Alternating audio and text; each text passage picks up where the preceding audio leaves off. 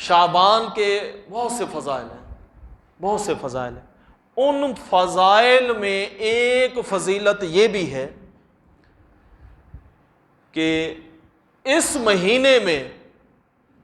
اسی شعبان کے مہینے میں اللہ رب العزت نے اپنے پیارے حبیب علیہ الصلاۃ والسلام کی درینہ خواہش اور تمنا جو تھی تحویل قبلہ کی، کہ بیت المقدس کی طرف،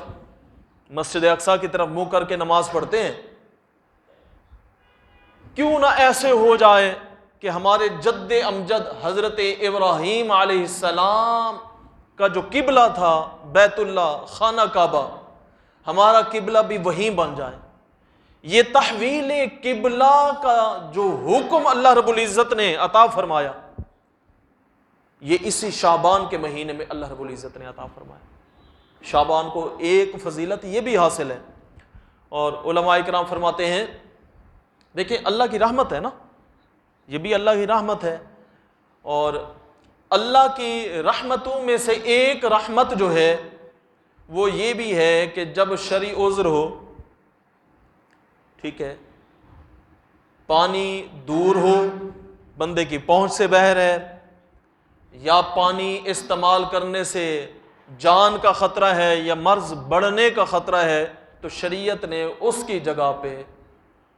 تیمم رکھا ہے۔ یہ رب کی رحمت ہے، یہ اللہ کا کرم ہے۔ اگر اللہ رب العزت نہ دیتا یہ متبادل آپشن تو پھر کیا ہوتا؟ ہم کیا کر سکتے تھے؟ ہر حال میں پانی استعمال کرنا پڑتا۔ یہ اللہ کی رحمت ہے۔ علماء کرام فرماتے ہیں تیمم کا جو حکم اللہ رب العزت نے نازل فرمایا نا، وہ بھی اسی شعبان کے مہینے میں نازل فرمایا، کہ شرعی عذر ہے نا تو بندہ تیمم کر لے۔ تیمم میں کیا ہوتا ہے؟ چلو مسئلہ بھی میں بیان کر دوں کہ وضو اور غسل جس کی بھی نیت کرے نا، نیت کر کے، تیمم کی نیت کر کے نا، اس میں نا اس چیز کی وضاحت ضروری ہے کہ اگر ہم نماز کی نیت سے تیمم کر رہے ہیں تو اس تیمم سے صرف اسی نماز کو پڑھ سکتے ہیں، اگلی نماز جب آئے گی اس کے لیے علیحدہ تیمم کرنا پڑے گا۔ لیکن صاف ظاہر ہے وہ جب شرعی عذر ہوگا تب ہی کریں گے نا، تو اس میں یہ ہوتا ہے نیت کر کے تیمم کی، اور جو عبادت کرنی ہے، جس نماز کو پڑھنا ہے اس کی بھی نیت کریں گے، بھی نماز جمعہ کی نیت سے میں یہ تیمم کر رہا ہوں۔ اس میں مٹی یا مٹی سے بنی جو بھی چیز ہے، مٹی کے علاوہ جو چیز ہوگی نا وہ جل جائے گی، جو مٹی ہے وہ تو نہیں جلتی نا، مٹی یا مٹی سے بنی جو بھی چیز ہے، وہ چاہے پکی اینٹ ہے، کچی اینٹ ہے، ٹھیک ہے نا، دیوار پہ ہم تیمم کر سکتے ہیں، اینٹ کی بنی دیوار ہے، میٹل نہ ہو، لکڑی کی نہ ہو، ہاتھ ماریں گے،